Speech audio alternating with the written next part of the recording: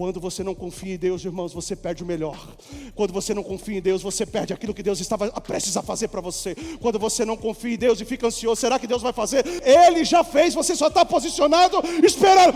Que hora que vai ser? É agora que vai acontecer. É agora que Deus está fazendo. É agora, ninguém me tira daqui.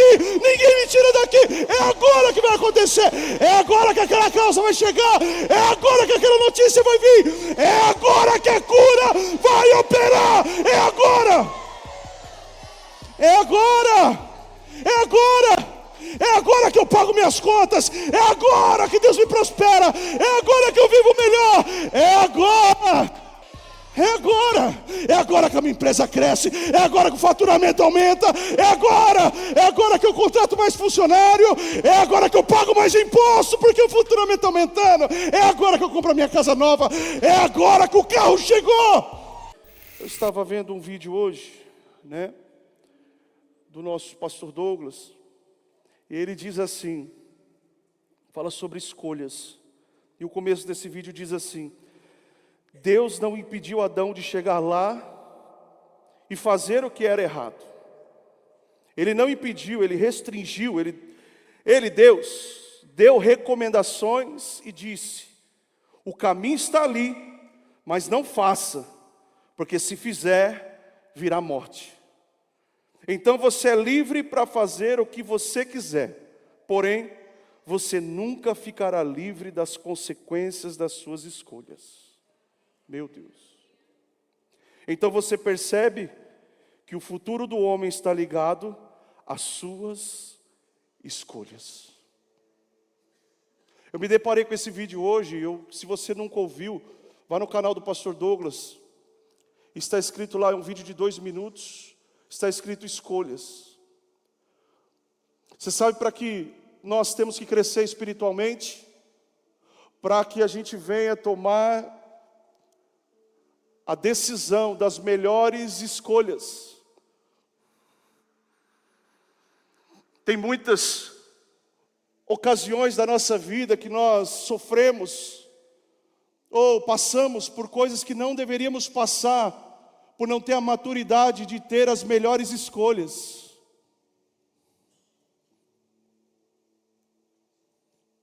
Deus, como diz nesse vídeo, Ele não nos impede de nada, irmãos. Ele sempre nos sinaliza algo. E Deus nunca vai sinalizar para que você venha sofrer nos próximos dias da sua vida, mas Deus sempre sinaliza que você vai viver os melhores dias da sua vida. Por isso Ele diz na sua palavra: ei, escolhe a vida. Hoje é uma noite de escolha, irmão. Quando você se depara com a palavra, quando eu me deparo com a palavra, dali vai sair uma instrução aonde eu vou ter a minha escolha.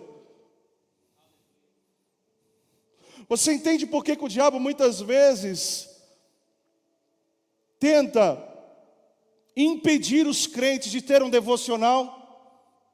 Porque toda vez que você se depara com a palavra, existe uma escolha. Mas quando nós não estamos sendo guiados pela palavra, direcionados, firmados na palavra no nosso interior, as escolhas, como o pastor bem disse nesses últimos dias, nós escolhemos por preferências e não por princípios. O diabo, irmãos, a todo momento vai nos impedir de chegarmos até a palavra, para nós termos as decisões de ir por escolhas que nós mesmos queremos, que nós mesmos temos prazer, e esquecemos dos princípios.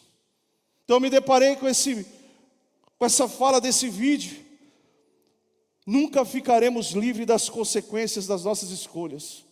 Hoje é uma noite de escolha. Diga para você: hoje é uma noite para eu tomar a melhor decisão da minha vida, escolhendo o que a palavra me direciona, o que ela me encarrega para fazer. Sabe, irmãos, se eu fosse dar um tempo para essa palavra, eu iria dizer: escolha confiar em Deus. Escolha confiar em Deus. Essa é a melhor escolha. Quando Paulo escreve a Éfeso, Éfeso precisava crescer espiritualmente. E Paulo escreve. Só que, irmãos, como confiar em alguém que está escrevendo algo para você dentro de uma prisão?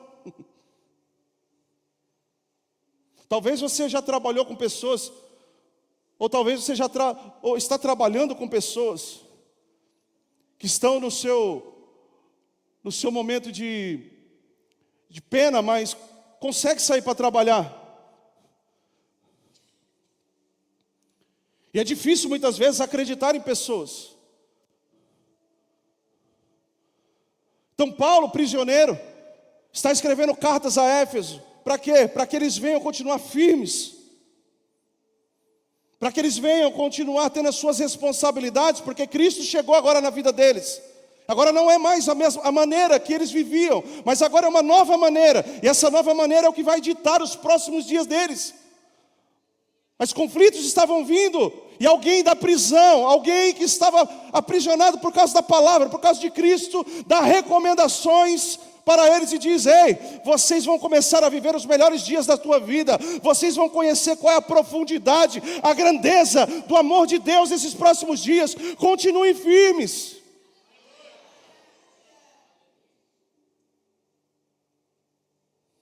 Eles vão compreender qual é o ministério de Cristo. Fique firmes, vocês estão entendendo porque que Cristo teve que morrer naquela cruz, de que através do Evangelho, agora vocês não são mais quem vocês eram, agora vocês são filhos.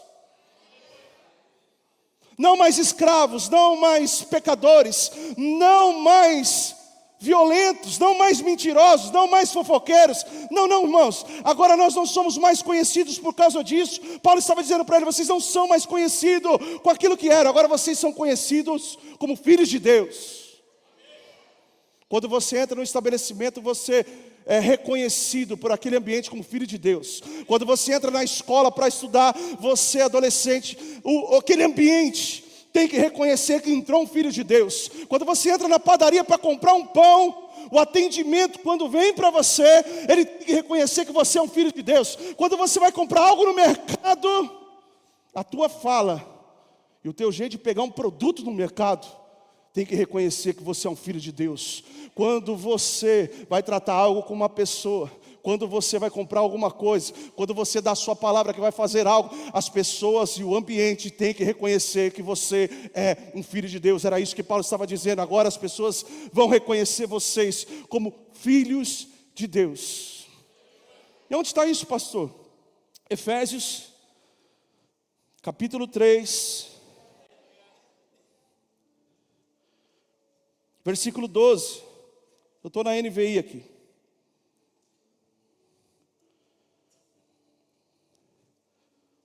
Efésios capítulo 3, versículo 12. Então Paulo deu essas instruções e disse, disse para eles: olha, agora é uma nova vida, vocês são filhos, não vivem mais como era, agora vocês estão conhecendo o ministério de Cristo, a grandeza do seu amor por vocês. E no versículo 12 ele diz: nele, por intermédio da fé, temos ousadia, diga ousadia, a Deus, e acesso a Deus, temos ousadia e acesso a Deus, com toda confiança. Paulo estava dizendo para eles: ei, vocês estão com medo de alguma coisa, do que as pessoas vão falar? Não, agora é uma nova maneira de viver. Isso nós trazemos para os nossos dias. Existem muitas aflições que estão tentando nos fazer parar. E é como se Paulo estivesse dizendo para a Fé e Graça hoje: ei, vocês são conhecidos por aquilo que vocês estão vivendo ou pela postura que vocês estão tendo nesses dias? E Paulo diz: olha, nós temos um livre acesso. E sabe quem está dizendo disso? Toda e qualquer adversidade que tenta se levantar contra nós é muito pequeno, irmãos, porque o acesso que nós temos agora não é mais o acesso da pobreza, da miséria, da dificuldade. Agora nós temos acesso em Deus. Quem é Deus? O Todo-Poderoso, que antigamente habitava numa arca, mas resolveu entregar o seu filho numa cruz para que no terceiro dia ele ressuscitasse, e agora o próprio Deus, o mesmo Espírito que ressuscitou Jesus dentre os mortos, mora dentro de mim. Então Paulo está dizendo, irmãos, Paulo está dizendo, ei, vocês têm livre acesso agora, irmãos. A maneira que vocês vão viver daqui para frente não é mais da maneira que vocês viviam. Agora, confia em Deus. Agora Paulo está dizendo para eles, ei, não fiquem desesperados por alguma coisa. Não ligue para o que estão falando. Não ligue para o que estão acusando. Não ligue para o que estão dando risada, porque você mudou a sua maneira de andar, de falar. Você não fala mais palavrão. Você não fala mais com as pessoas aquelas conversinhas. Você não fica mais na rodinha. Não ligue para isso. Podem falar o que for, pode acontecer o que for, pode tentar te tirar do carro que você está, pode tentar tirar o seu tapete. Paulo está dizendo, você tem livre acesso àquele que é todo poderoso. Você tem livre acesso, irmãos, e não tem ninguém que possa te tocar, não tem ninguém que possa te tirar desse lugar, não tem ninguém que possa te destruir, não tem ninguém que pode te desanimar. É isso que Paulo está dizendo. Nele, por intermédio da fé, agora você vive pela fé. Fé e confiança andam juntos, irmãos. Fé e confiança andam juntos. Se fé e confiança não estão andando junto, você vai ter desespero, muitas vezes pelas notícias que chegarem. Quando fé e confiança andam junto, de mãos dadas, você está de mãos dadas, com fé e com confiança, pode acontecer o que for, você está firme, você está dizendo, ei, tudo vai dar certo, ei, você vai dizer, o favor de Deus está operando, ei, contas estão sendo pagas. A nossa equipe entende. Quando você anda com fé e confiança, irmãos, pode tentar fazer o que for, nada te abala, nada te tira da posição. Quando fé e confiança estão andando junto, recurso chega, notícia boa chega. Paulo está dizendo, ei, por intermédio da fé temos ousadia. Por que ele disse ousadia? Porque o que nós fomos ensinados é que Deus se ira conosco.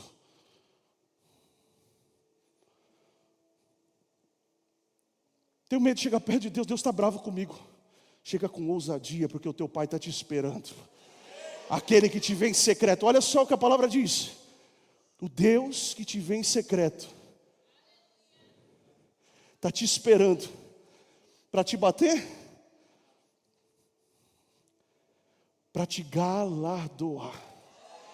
Presentes, irmãos, chega com ousadia na presença dEle, porque presentes estão preparados para você naquele lugar. Presentes já estão preparados naquele lugar para você. Você só precisa pegar com fé e ousadia. Pega, irmão.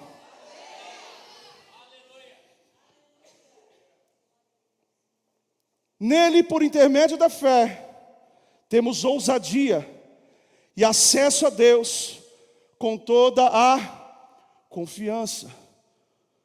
Ele está dizendo aí, você não depende mais de ninguém, você tem livre acesso. Você não depende mais de ninguém, o Espírito está dentro de você. Você não depende mais de ninguém, você tem a palavra. Você não depende mais de ninguém, você tem a fé. Você não depende mais de ninguém, escolha confiar. Você não precisa mais de ninguém, irmão. E no versículo 16, ele diz, oro para que segundo as riquezas da sua glória, Ele os fortaleça poderosamente no íntimo por meio do seu Espírito. Coloca na NTLH para mim, só esse versículo só. Olha só o que ele diz. Tem aí? Se não tiver. Peço a Deus que, da riqueza da sua glória, Ele, por meio do seu Espírito, dê a vocês poder, para que sejam o quê? Espiritualmente fortes. Então, nós temos, irmãos, que diante das situações que possam nos encontrar durante o dia a dia, pararmos de ser moles e entendermos que nós temos livre acesso e nós entramos com ousadia. Há um Deus que habita dentro de mim, então com ousadia eu me levanto, com postura eu me levanto. E por quê? eu estou espiritualmente forte. Paulo está dizendo para eles: eu vou orar, para que vocês não percam essa firmeza.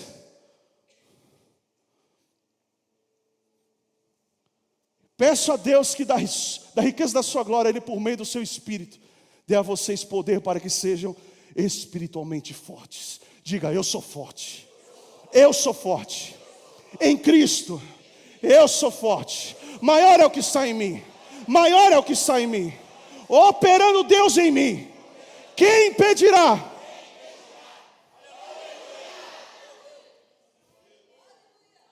Aleluia. Versículo 20.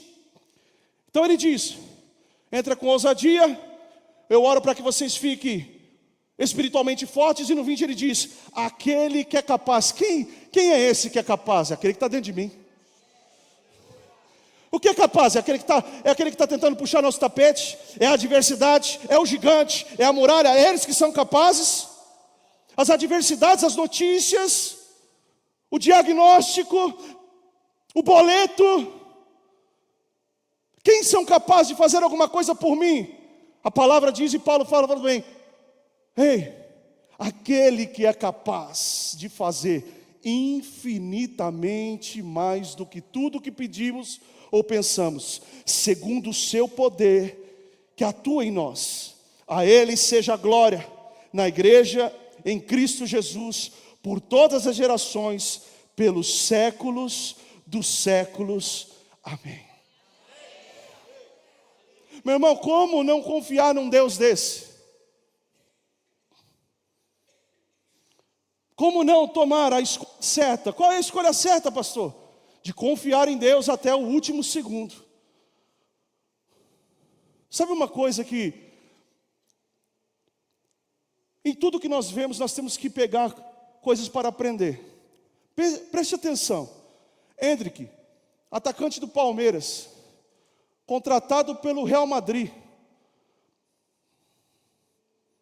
Meu irmão, é o auge de um menino de 18 anos. A vontade de dar certo, a vontade de fazer o primeiro gol. Só que a festa não era para ele. A festa era para alguém francês chamado Mbappé. Mas é um menino de 18 anos. E aí, para quem foi a festa, não conseguiu fazer o gol. E aquela torcida que viu aquele atacante de milhões, campeão mundial, jogava com o Neymar, com o Messi, um fenômeno. Ninguém celebrou o gol dele. Aí aos 44 do segundo tempo, ou até menos, ou até antes, né? Ancelotti, técnico do Real Madrid, pede para um menino de 18 anos e diz: comece a aquecer porque você vai entrar. Meu irmão, se fosse, trazendo para os nossos dias, muitas vezes nós estamos perdendo as oportunidades porque as coisas não estão chegando na hora que nós queremos. E por não confiar em Deus, a gente atropela os processos e não vivemos o extraordinário de Deus, a avalanche, o favor de Deus. Porque muitas vezes, como que o técnico vai me chamar aos 44? Eu vou fazer o que num jogo desse agora? Como que Deus não faz nada? Eu estou confiando nele, mas como que ele não faz nada só pela murmuração? Você já disse que não confia nele, irmãos. Ou nós dizemos que não confiamos no Senhor só por uma murmuração. Mas Hendrick, com 18 anos, não se importa com os 44 do segundo tempo e começa a aquecer. Quando esse menino entra, ele pega na bola, ele dá o primeiro passo, ele toca na bola, volta a bola para ele. Alguém toca para ele de costas, ele vira, dá o primeiro passo, passando pelo zagueiro, bateu de direita, porque a perna boa dele é esquerda, gol! Meu irmão, confiar em Deus não é reclamar durante o processo. Porque você não sabe qual é o tempo hábil que Deus está para operar aquilo que tanto você quer. Só esteja preparado na hora certa, na postura certa, porque você tem livre acesso, porque você é favorecido, porque você nasceu para dar certo, porque você escolheu confiar em Deus. Não importa o tempo, só se levante dizendo para a circunstância: eu já sei que deu certo. É como esse menino, irmãos, ele já sabia que ia fazer o gol. Eu vou fazer, hoje é dia de eu fazer gol. A festa pode ser para outro, mas quem vai comemorar sou eu. O diabo pode estar tentando falar para você: hoje a festa é minha, hoje a festa é minha. Você vai dizer para ele: não, hoje a festa é do Filho de Deus. Você vai comemorar só se for debaixo dos meus pés.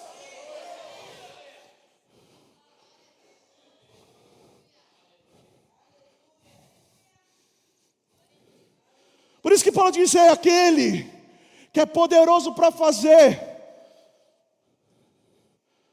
Qualquer hora, irmãos, a qualquer momento, a qualquer instante, num piscar de olhos, num piscar de dedos, numa virada de esquina, num telefonema, numa mensagem, num e-mail, Deus pode fazer. Mas não atrapalha querendo colocar o seu próprio tempo e perdendo a confiança. Escolha confiar até o fim e continue com a sua postura. Porque isso é alguém maduro. Eu já vi jogadores que aos 44 do segundo tempo o técnico chamou ele para aquecer porque ele ia entrar. Sabe o que ele fez? Levantou e foi para o vestiário porque aquilo era uma vergonha para ele. Perdeu a oportunidade de fazer um gol aos 45 do segundo tempo. E levar o seu time a ganhar o jogo. Sabe, irmãos, talvez você já viu esse vídeo, ou alguém falando sobre isso. Mas existia uma criança de 6 a 7 anos que viu um circo chegar. Talvez você viu na internet. E se encaixa muito bem aqui. Ele viu o circo chegar na cidade. E na segunda-feira disse ao seu pai: pai, me leva no circo. O seu pai disse para ele: sábado nós estaremos no circo. E aí esse menino continuou, não dormia à noite. Antes de dormir na segunda-feira, bateu na porta do quarto do seu pai e disse: pai, não esquece, hein? Sábado. Na terça-feira ele viu o pai: não esquece, hein, pai, sábado. Na terça-feira, na quarta de novo: pai, você está esquecendo de alguma coisa? Ele diz: não, meu filho, sábado nós vamos no circo. Passou quinta, passou sexta, um dia antes do circo. Esse menino não se continha, estava ansioso, não dormiu aquela noite. Ficou ali em vigília na porta do quarto do seu pai, porque vai que ele perde a hora. Ele diz: pai, são 6 horas da manhã, pai, vamos, hoje é dia do circo. Ele diz: menino, vai dormir, o circo é 10 horas da manhã. O menino foi dormir, o pai acordou e levou seu filho para o circo. Quando chegou no circo, estavam todos lá, ele todo empolgado, sentado com seu pai, e começa o circo: senhoras e senhores. Quando começou o espetáculo, o menino estava...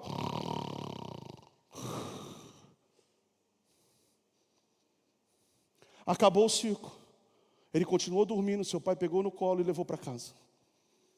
Ele acordou em casa e disse: pai, o circo. Ele disse: meu filho, o circo já acabou, mas eu quero te dar um ensino. Quando você não confia no pai, o pai ia te levar. Quando você não confia no pai, você perde o melhor do espetáculo. Quando você não confia em Deus, irmãos, você perde o melhor. Quando você não confia em Deus, você perde aquilo que Deus estava prestes a fazer para você. Quando você não confia em Deus e fica ansioso: será que Deus vai fazer? Não, não é que será que Deus vai fazer? Ele já fez, você só está posicionado, esperando. Que hora que vai ser? É agora que vai acontecer. É agora que Deus está fazendo. É agora, ninguém me tira daqui. É agora que vai acontecer. É agora que aquela causa vai chegar. É agora que aquela notícia vai vir. É agora que a cura vai operar. É agora. É agora que eu pago minhas contas. É agora que Deus me prospera. É agora que eu vivo melhor. É agora. É agora que a minha empresa cresce, é agora que o faturamento aumenta, é agora que eu contrato mais funcionário, é agora que eu pago mais imposto, porque o faturamento está aumentando, é agora que eu compro a minha casa nova, é agora que o carro chegou, é agora que o aumento veio, é agora que o meu gerente vai me chamar e vai dizer: chegou um novo cargo para você aí, amigão, vamos, é agora, irmão. Só que entenda, quem não confia perde o agora. Mas existe uma outra história. O menino queria um brinquedo, disse para o seu pai: pai, eu sei que o senhor já falou para mim, mas eu quero deixar bem claro o que eu quero. O seu irmão desafiou, duvido você ir lá falar com o pai. Duvido você ir lá falar para ele te dar esse brinquedo que você tanto quer. O menino chegou, disse: pai, eu vou te dar o papo reto. Estou precisando de um brinquedo e eu sei que é o senhor que vai comprar. E o pai disse: quê? Que brinquedo? Tal brinquedo. O brinquedo não era barato, irmão. Mas o pai disse para ele: fique preparado, porque daqui 2 dias eu vou comprar o brinquedo para você. Sabe que jeito que esse menino saiu de lá? Poxa vida, daqui 2 dias. Não, irmãos. Ele já saiu de lá correndo. Meu pai falou que já comprou o brinquedo. Ele saiu na sala, ele disse para o irmão dele: tá vendo? Você não foi, eu fui. Papai já disse que me deu o brinquedo. Qual é a atitude que nós temos que ter, irmãos? Aquela que confia em Deus. Fé e confiança. Meu pai disse que já me deu. Meu pai disse que já é meu. A palavra já me garante que é meu.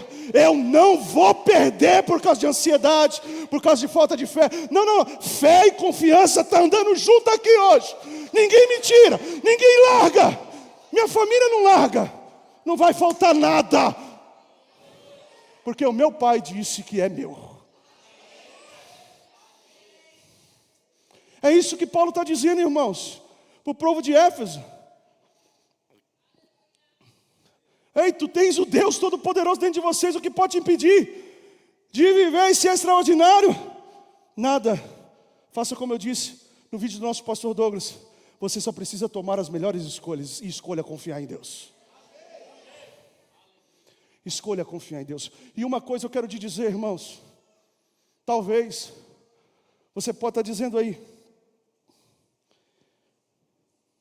mas pastor,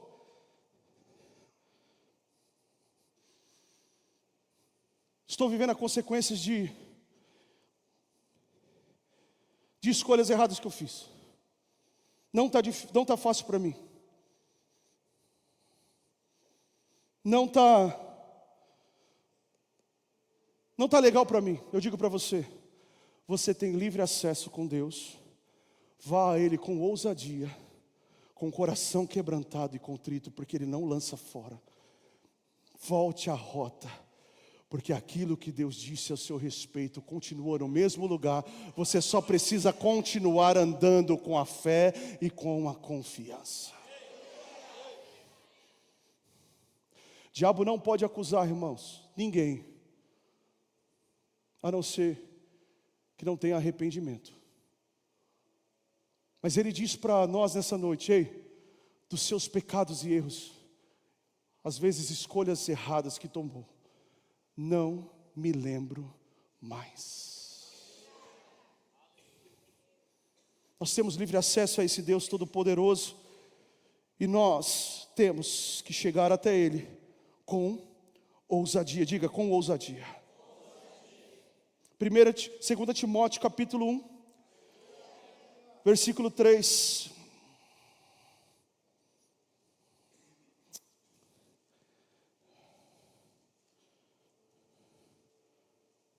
Segunda Timóteo, capítulo 1, versículo 3. Olha o que Paulo diz: dou graças a Deus, a quem sirvo com a consciência limpa,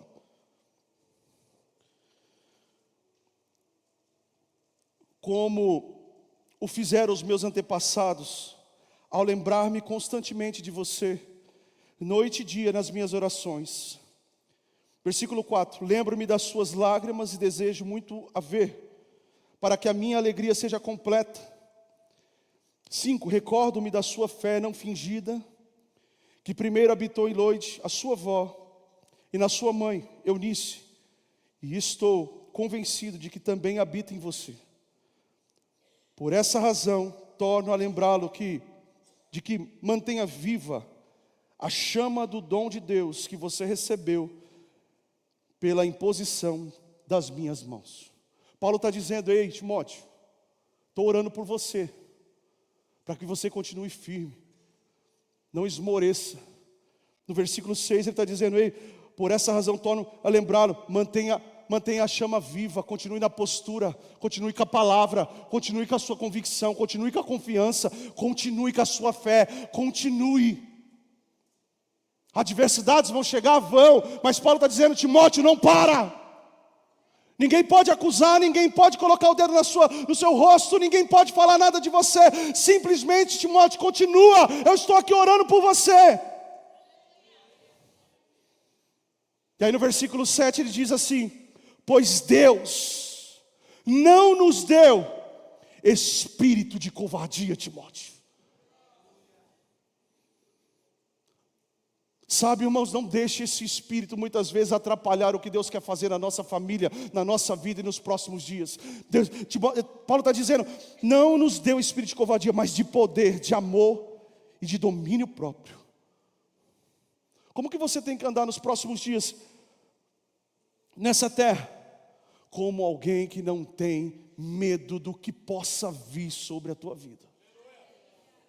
Sabe qual é o problema, irmãos? Não é você confiar nas pessoas. Olha só o que diz em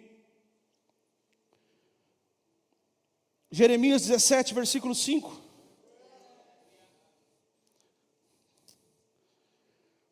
Jeremias 17.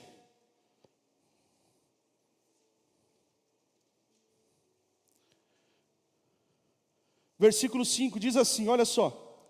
Assim diz o Senhor.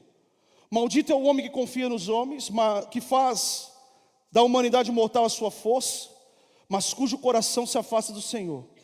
Ele será como um arbusto no deserto, não verá quando vier algum bem. Habitará nos lugares áridos do deserto, em uma terra salgada onde não vive ninguém. 7. Mas bendito é o homem que confia no Senhor, cuja confiança nele está. Ele será como uma árvore plantada junto às águas, e que estende as suas raízes para o ribeiro. Ela não temerá quando chegar o calor, porque as suas folhas estão sempre verdes. Não ficará ansiosa no ano da seca, e nunca deixará de dar fruto. A palavra está dizendo para que você não confie nas pessoas? Não, preste atenção. Muitas pessoas pegam esse texto e dizem, vou parar de confiar nas pessoas. Não, pare de confiar em você mesmo. E o problema não é confiar em nós mesmos ou nas pessoas. O problema é nós darmos o lugar da confiança soberana que é de Deus e colocarmos alguém nela. Você precisa confiar em você precisa confiar nas pessoas, sim. Mas não confie mais em você mesmo ou nas pessoas mais do que Deus.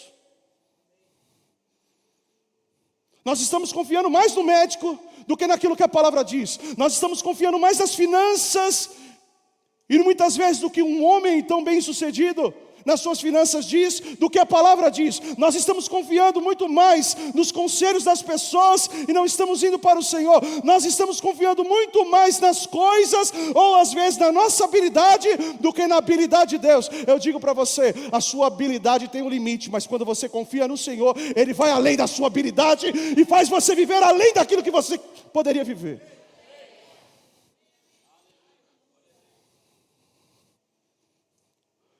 O problema não é confiar, eu confio na minha esposa, eu confio nos meus filhos, eu confio no meu pastor, eu confio nas pessoas, eu confio naquilo que eu faço, eu confio. Só que essa confiança, ela não pode ser acima da confiança que eu tenho em Deus. Olha, existiu um rei. E essa passagem está lá em 2 Crônicas 16.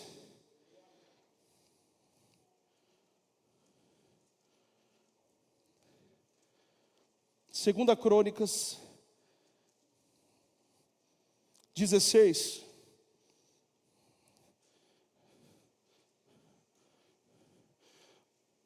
Vamos ler desde o começo. Versículo 1, está escrito assim, ó. No 36º ano do reinado de Asa, Baasa, rei de Israel, atacou Judá e fortificou Ramá para que ninguém pudesse entrar no território de Asa, rei de Judá, sem nem sair de lá. 2. Então Asa juntou a prata e o ouro do tesouro do templo do Senhor e do seu próprio palácio e os enviou a Ben-Hadad, rei de Arã, que governava em Damasco, com a seguinte mensagem: façamos um tratado, como fizeram meu pai e o teu. Estou enviando-te prata e ouro. Agora rompe o tratado que tens com Baasa, rei de Israel, para que ele saia do meu país. Versículo 7.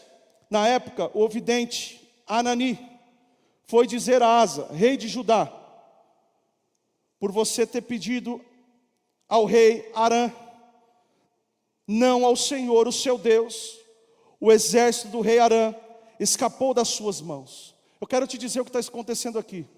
Asa, quando recebeu esse reinado, existia um exército, o maior exército. Depois você lê versículos anteriores, capítulos anteriores. O maior exército daquela época se levantou contra ele. Um exército tão poderoso que o número dos seus carros era maior do que o próprio exército de Asa. O que Asa fez? Foi consultar ao Senhor e disse: Senhor, eu confio em Ti. A minha capacidade é menor do que esse exército, mas o Senhor é muito mais poderoso do que eles. O que aconteceu? Esse exército caiu aos pés de Asa. Foi destruído, aniquilado, porque ele decidiu confiar no Senhor. Mas quando veio um exército menor, Asa disse: para quê? Eu já derrubei um grande. Esse é o problema, irmãos, de não andarmos constantemente segurando fé e confiança. Porque achamos que podemos alguma coisa, mesmo sendo tão pequenininho, eu posso. Quando Asa esqueceu do Senhor, o seu reinado findou. E chegou o profeta ali, desvidente, mas é o homem de Deus na época, e disse: Asa, esse exército estava nas tuas mãos, mas porque você não consultou ao Senhor, o exército vai engolir você. Asa poderia muito bem nesse momento se arrepender, mas no versículo 11 diz assim: os demais acontecimentos do reinado de Asa, no início ao fim, constam nos registros históricos dos reis de Judá e de Israel. No 39º ano do seu reinado, Asa foi atacado por uma doença nos pés.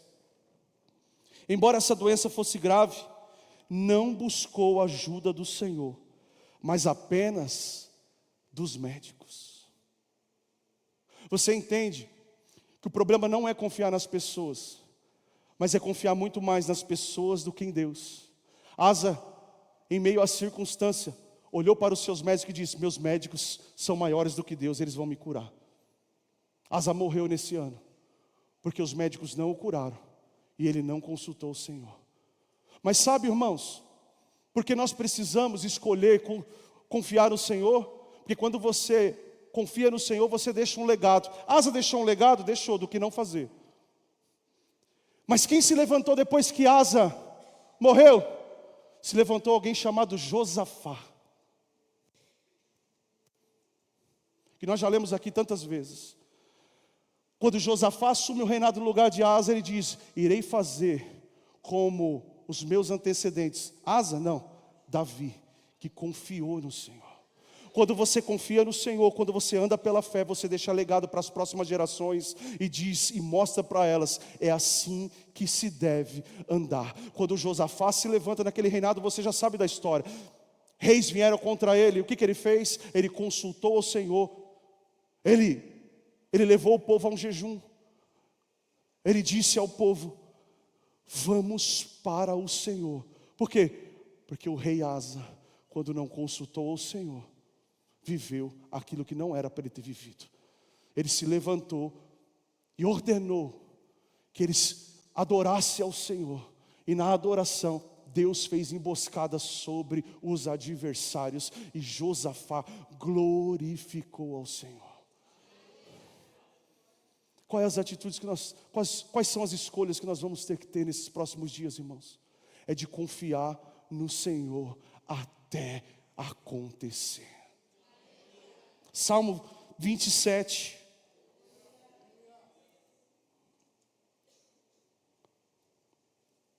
Salmos 37, versículo 3, está escrito, Salmos 37, versículo 3, confie no Senhor e habite na terra e desfrute a fidelidade. Confia no Senhor e aquele que confia no Senhor, irmãos, entrega toda a sua vida. Aquele que confia no Senhor não vive ansioso, não vive temeroso. Aquele que confia no Senhor. Olha só o que diz Salmos 27, 10. Ainda que o meu pai e a minha mãe me abandone, o Senhor me... Sabe o que é isso? É o salmista dizendo: a pessoa mais importante da minha vida, quem são? Os meus pais. Mas eu confio tanto no Senhor, que pode os meus pais me abandonar, pode os meus pais virar para mim, pode os meus pais não ligar mais para mim. Em todo tempo eu confio no Senhor. Ele, eu sei, jamais me abandonará. Hebreus, capítulo 13, versículo 6. Está escrito assim, podemos dizer com confiança: o Senhor é o meu ajudador, não temerei. O que pode me fazer os homens? Eu quero que você escolha sair daqui com confiança. Porque o que pode alguém ou qualquer circunstância fazer alguma coisa para você quando você sair desse local para voltar para a tua casa? Assim podemos dizer com confiança: o Senhor é meu ajudador. Meu irmão, o que você precisa resolver hoje? Ou muitas vezes nesses próximos dias, o que nós precisamos resolver? Eu tenho muitas coisas para resolver nesses próximos dias, até o final do ano. Tenho coisas para resolver no começo do ano. O que nós temos que resolver nesses próximos dias? A palavra está nos dizendo hoje, como Paulo estava escrevendo a Éfeso, é como se Deus estivesse falando conosco, assim como Paulo falou para Éfeso. Vocês têm livre acesso, vocês vão desfrutar do que verdadeiramente é o amor de Deus, mas entre com confiança e ouse dizer: o Senhor é meu ajudador. Por que eu estou dizendo isso? Porque muitas vezes nós confiamos tanto nas pessoas e esquecemos, irmãos, de que Deus é nosso ajudador, que nós achamos que são as pessoas que vão nos ajudar. Sabe por que decepções vêm na vida das pessoas? Sabe por que decepções vêm em casamento? Porque nós estamos confiando muito mais no nosso cônjuge do que em Deus. Estamos invertendo os valores. Casamento foi feito para que você confie primeiro em Deus. E essa confiança em Deus estrutura um casamento sólido, que pode vir os ventos, pode vir a tempestade, pode vir o que for, não vai te desestruturar, porque você está embasado numa confiança no seu cônjuge. Não, o seu cônjuge, eu quero dizer para você, você adolescente que vai casar, seu cônjuge vai errar com você. Muitas vezes vai dar uma resposta que você não vai gostar. Isso é motivo para perder a confiança? Não, isso é motivo para continuar confiando em Deus, sabendo que Ele não vai mudar a sua esposa ou seu marido porque te disse uma palavra atravessada. Vai mudar você, que não deixa manchar o coração. A confiança, irmãos, nos protege das armadilhas que o diabo tenta colocar com as pessoas. Nós achamos que são as pessoas. A palavra diz: a nossa luta não é contra a carne ou contra a sangue.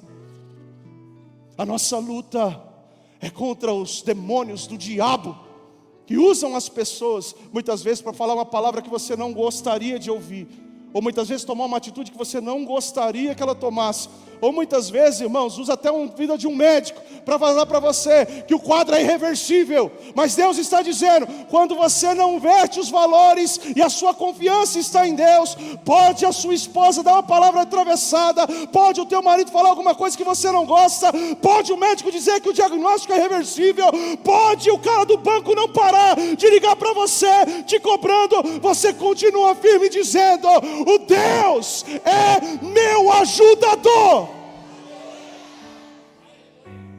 Deus é meu ajudador.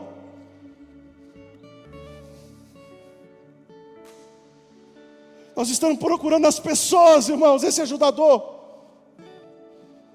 Nós estamos procurando as pessoas, as respostas, mas só um tem, só um pode, só um habita dentro de mim, só um é poderoso para fazer, só um, aquele, como diz o Salmo, quem é esse?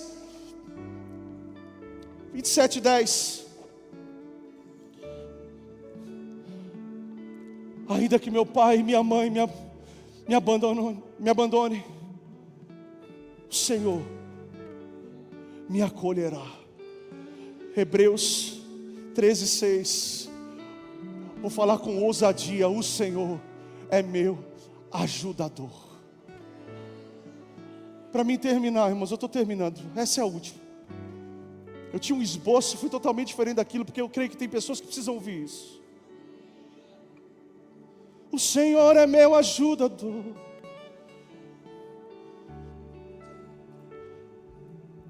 O livro de Esther, capítulo 6.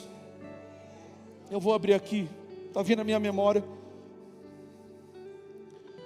Esther. Você já leu o livro de Esther? Leia. Mardoqueu, um homem de Deus, está diante de uma situação onde o rei levanta Amã, como o top do governo. E aí nessa cerimônia, todos têm que se dobrar diante desse homem. Mas existe alguém chamado Mardoqueu que só teme a Deus, confia em Deus, não se dobra.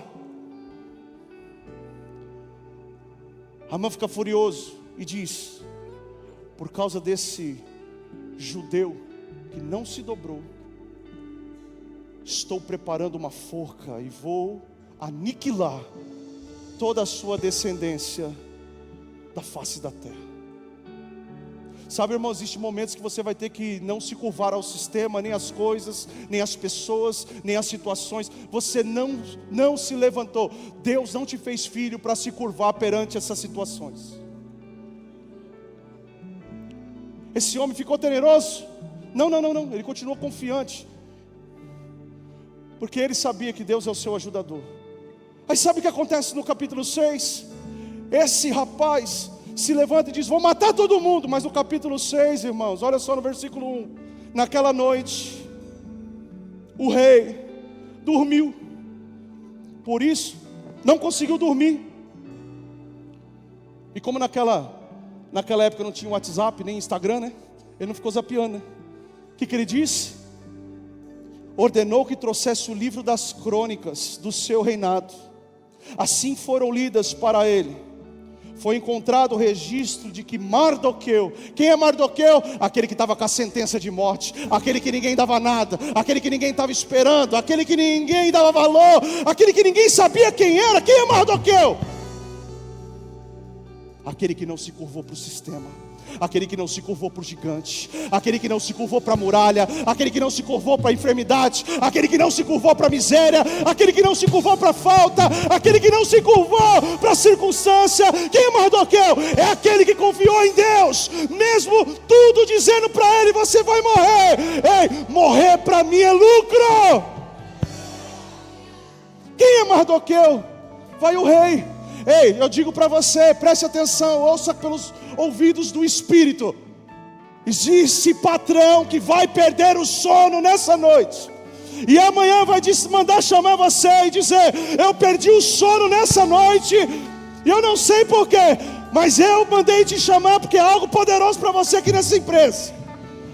Eu digo para você, o cliente vai perder o sono essa noite e vai mandar mensagem para você amanhã cedo. Gerente do banco vai perder o sono essa noite, vai ligar para você amanhã, atende, porque é boas notícias que estão chegando.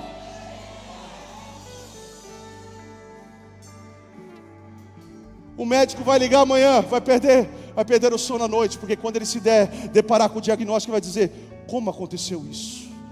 Era irreversível. Assim foram lidas para ele. Foi encontrado o registro que Mardoqueu tinha denunciado Bigtan e Teres, 2 dos oficiais do rei que guardavam a entrada do palácio e que havia conspirado para assassinar o rei Xerxes. Ei, faça confiando em Deus e não espere reconhecimento das pessoas, mas confia até o final, porque Deus não se esquece dos teus feitos, não se esquece das suas confianças, não se esquece que você não se dobra. Ei, irmãos, Deus está vendo o que você está passando, sim, Ele está vendo a tua postura. Aí o rei, versículo 3: que honra e reconhecimento Mardoqueu recebeu por isso? Perguntou o rei. Os seus assistentes pessoais responderam: nada lhe foi feito. O rei perguntou: quem está no pátio? Ora, Amã havia acabado de entrar no pátio externo do palácio para pedir ao rei o empalamento de Mardoqueu. Olha só, aquele que queria matar Mardoqueu se entrou no pátio, ia falar com o rei, mas o rei, ei, irmãos, Deus não chega atrasado em nada, Ele antecipa as coisas. Há um tempo de antecipações para você, nessa noite, parece que não vai dar tempo, Deus já se antecipou, você precisa só estar posicionado. Aquele que estava no pátio entrou, vou falar com o rei, vou matar todo mundo, vou dar um decreto. Mas o rei já tinha sido comunicado pelas suas crônicas, Deus já tinha feito. Ele perdeu o sono. Ele disse: quem está no pátio? Amã, chame ele. E aí, chamando esse homem, faça-no entrar. Entrou Amã, e o rei lhe perguntou, versículo 6: o que se deve fazer a um homem que o rei tem prazer de honrar? Meu irmão, tem gente conversando nesse exato momento, os céus estão se movimentando para preparar um tempo de honra para você. Ainda que você não esteja vendo, ainda que parece que não está nada acontecendo, ainda que parece que você está perdendo as suas forças, continue agarrado à fé e à confiança, porque no reino do Espírito já está preparado o momento da tua honra.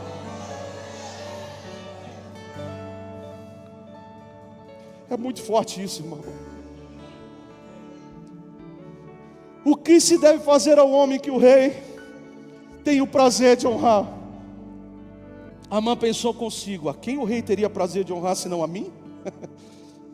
Por isso respondeu ao rei: ao homem que o rei tem prazer de honrar, ordena que traga um manto com o qual o próprio rei se veste, e um cavalo no qual o rei tem montado, em cuja cabeça leve a coroa real. Em seguida, versículo 9: sejam o manto e o cavalo confiados a um dos príncipes mais nobres do rei, e que se encarregue de pôr o manto sobre o homem que o rei deseja honrar, e o conduza sobre o cavalo pelas ruas da cidade, proclamando diante dele: isto é o que se faz ao homem que o rei tem prazer de honrar. O rei então ordenou a Amã: bonitão, Deus se antecipou, vá depressa apanhar o manto e o cavalo, e faça ao judeu Mardoqueu. Quem é Mardoqueu? Aquele que ninguém estava vendo o que ele estava fazendo, aquele que ninguém deu moral do que ele fez, aquele que não se curvou perante o sistema e nem sobre as circunstâncias. Quem é Mardoqueu? É aquele que não se curvou para os gigantes da vida, é aquele que não se curvou para as notícias da vida, é aquele que não se curvou para as situações adversas da vida, mas é aquele que continua firme. Então ele diz: então Amã apanhou o cavalo, vestiu Mardoqueu, versículo 11, com o manto, e o conduziu sobre o cavalo pelas ruas da cidade, proclamando diante dele: isto é o que se faz ao homem que o rei tem prazer de honrar. Ei, irmão, quando você não se curva, quando você continua firme, quando você não liga para o que estão dizendo, quando você não dá, fica esperando: será que alguém vai me reconhecer? Será que alguém vai me levantar? Será que alguém vai me subir de cargo? Não, você continua ali, mesmo no seu secreto. Eu disse no começo desse culto: o secreto é o lugar onde Deus dá presentes. Você fica ali, onde ninguém está te olhando, onde ninguém está te vendo, onde parece que nada está acontecendo. Mas eu digo para você, sabe essa situação que você parece que não consegue resolver? A própria situação vai mostrar para a cidade de Assis: esse é o homem que não se curvou, essa é a mulher que não se curvou, esse é quem é o Deus decido honrar. Vale a pena? Vale, irmãos. Dói? Ah, irmão.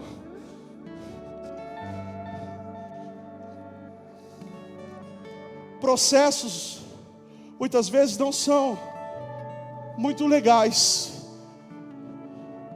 O processo meu e da Tati para alinhar o nosso casamento foi muito legal, não, irmão.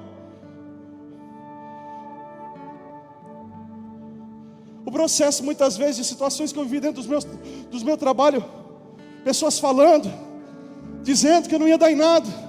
O processo, irmão, do próprio pai falar: você é um vagabundo, não vai dar nada.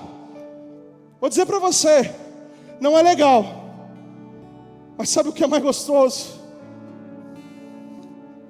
Não é tacar na cara das pessoas como vingança, mas é você deixar o próprio Deus te erguer. Ele ergue o teu nome e diz: este é o homem e a mulher de Deus que eu decido honrar, porque não se curvou, não negociou, não deixou de acreditar, mas que agarrou firme na fé e na confiança. Ei, passou pelo processo, mas cheio do Espírito. Passou pelo processo, mas foi para o secreto. Estava passando pelo processo, mas se encheu da palavra. Estava passando o processo, mas não deixou de confessar a sua fé. Passando pelo processo, mas não ouviu a circunstância. Passou pelo processo e decidiu: vou ficar firme. Deus está dizendo: esse é o momento da nossa honra. Esse é o momento de honra.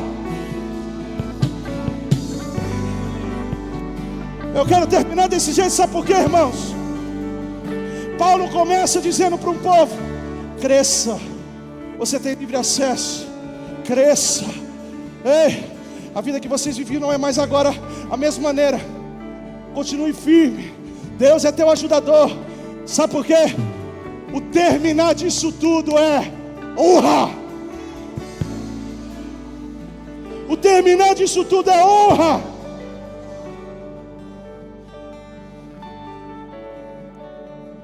Então Amã apanhou o cavalo, vestiu Mardoqueu com um manto e o conduziu sobre o cavalo pelas ruas da cidade, proclamando diante dele: isto é o que se faz ao homem que o rei tem prazer de honrar.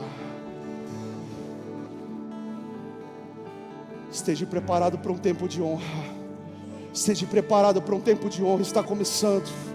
Tempo de honra sobre as suas finanças, um tempo de honra sobre o teu casamento, um tempo de honra sobre os seus negócios, um tempo de honra sobre o teu empreendimento, um tempo de honra sobre a sua decisão de andar em santidade, um tempo de honra sobre a tua decisão de não se curvar perante nada, não só palavra.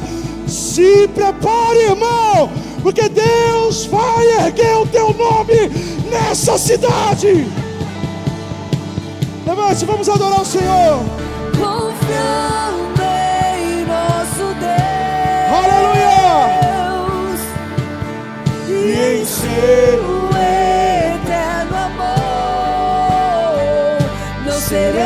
essa palavra